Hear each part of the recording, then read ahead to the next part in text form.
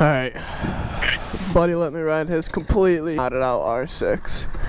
Thing's got GP shift, ECU, it's tuned. Oh, riding this, jumping right from my R3 that I ride, this is gonna be a fun one.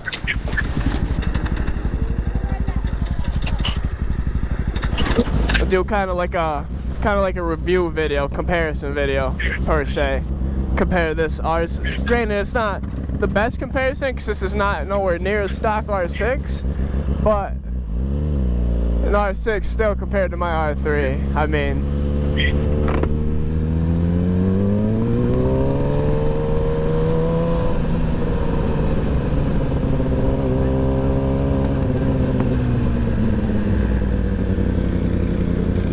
so I guess the first thing I could talk about is seating posture. First thing about that is on the R6, it's a lot more aggressive. You're a lot more hunched over. You feel it's a lot more aggressive feeling than it is on the R3. The R3 you feel more comfortable. You feel a little more in control, a little less aggressive feeling. Which personally I like the less aggressive, but I don't mind the too aggressive feeling of the R6. So that's all preference. Look wise, of course, the R6 is fucking beautiful. You're not gonna find a better looking bike, really, in my opinion. The sound, granted, I don't have an exhaust on my bike; it's completely stock. But I mean, you can hear this thing. This thing is just gnarly. Like I said, he's got this thing fully modded out. So. No, Zach can't keep up. Not really much to compare. Oh, the sound is just fucking, oh man.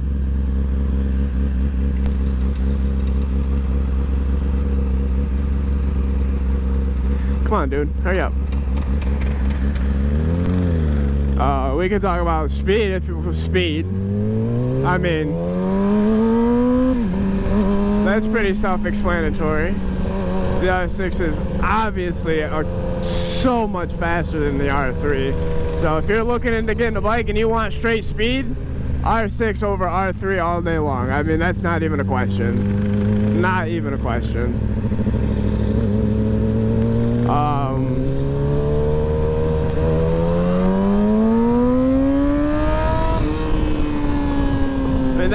That's 10,000 RPM second gear, dude. Come on, that's just fucking ridiculous, man.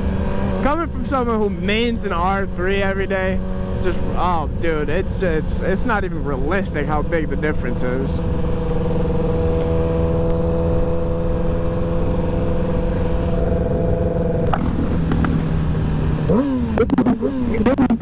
So I guess it really just depends on what you like to ride. If you want highway and straight speed and looks and sound and all that, and you got the money, absolutely a 600 is the way to go. And if you can get an R6 and mod it out like he did, like this one, I mean, that's even fucking better.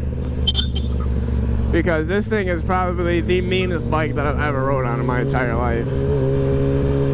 And it's, I know. And it's the first bike that I've ever rode on where I don't have to shift. It's kind of crazy having GP shift, honestly. We're good. It's a weird feeling.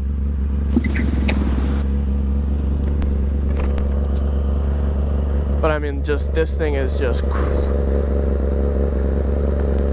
I mean, the only way I guess I could say the R6 is better is just performance-wise, really.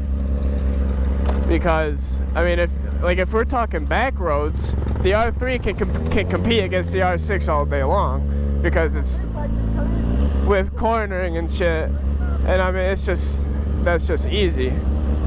But if we're taking this thing to a highway, this thing is blowing. I want to say any 600 out of the water.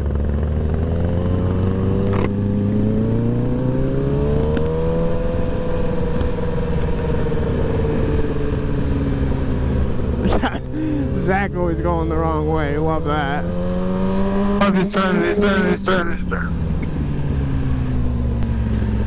Yeah, go fucking follow him. Like Dakota. That's good. so now let's talk R6 in the basis of beginner bikes. I started riding last year, and honestly, I really don't feel as if this is too much. I don't feel as if it's too much to handle. So, I mean, in my opinion, the R3 would be a better beginner bike just for the sole fact of it's way easier to corner.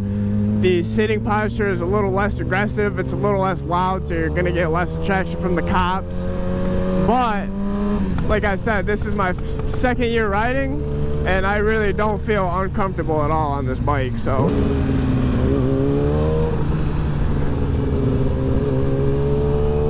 Honestly, because that's what everybody's told me, is they believe that 600s are too much for a fucking starter bike, but I don't believe so. Because, like I said, I've only been riding for 2 years, and this does not feel out of my control. Now, before this bike, he had 1,000, he had an R1, that felt out of my control. That felt crazy, that felt scary. But this thing, dude, it honestly feels crazy in control.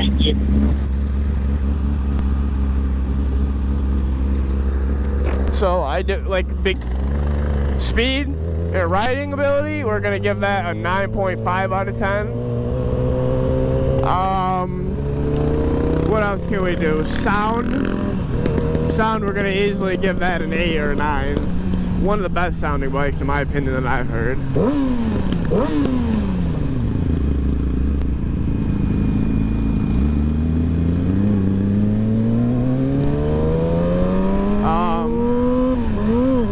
Yeah, now the other thing is, let's say user rideability.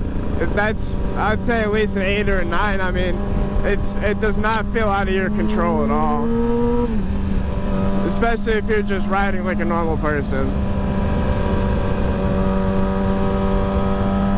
It's very light too. For a 600, it's extremely light, which caught me by surprise, because any other 600 I've rode has been heavy, and this thing is like a feather compared to a 600. A feather. But yeah, all in all, I mean, really, it just depends on what bike you would choose, but performance-wise, we're gonna go with the R6 all day. No doubt about it. But yeah. That's the R6 versus the R3.